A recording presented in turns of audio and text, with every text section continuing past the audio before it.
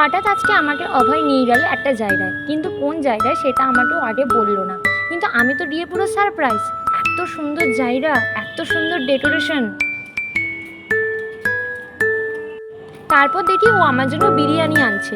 ও মা, এটা তো বিরিয়ানি না, এটা তো বিরিয়ানির কেক। তারপর আমি আস্তে করে ওটা কেটে নিলাম।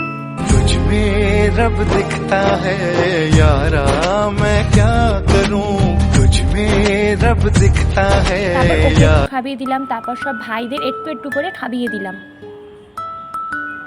তারপর এত সুন্দর বিরিয়ানি, ওই সরি ওটা তো কেক, আমার দুটোই ফেভারিট, তাই নিজে নিজেই খেয়ে নিলাম। তারপর দেখি আমার জন্য ফুল নিয়ে আসলো, কত গিফট।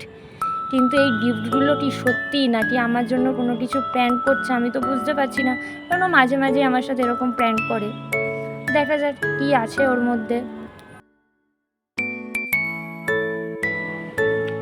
কারোর যদি এই জায়গাটা ভালো লাগে তারা অবশ্যই কমেন্ট করো, আমি তাদেরকে এই জায়গাটার লিঙ্ক অবশ্যই তাদেরকে প্রোভাইড করে দেবো। তারপর আর একটা ভাই আমার জন্য নিয়ে আসলো চকলেট। তারপর এতটা খিদে পেয়ে গেছিলো আমাদের, তাই আমি অর্ডার করে দিয়েছিলাম বারবিকিউ পিৎজা। সেই পিৎজা আসতে না আসতে সবাই হামলে পড়ে নিয়ে নিল।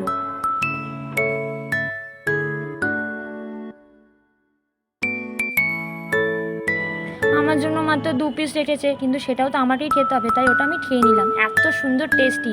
আর আমার বার্থডে বলে ওরা আমাদেরকে প্রোভাইড করেছিল একটা ব্রাউনি। Thank you.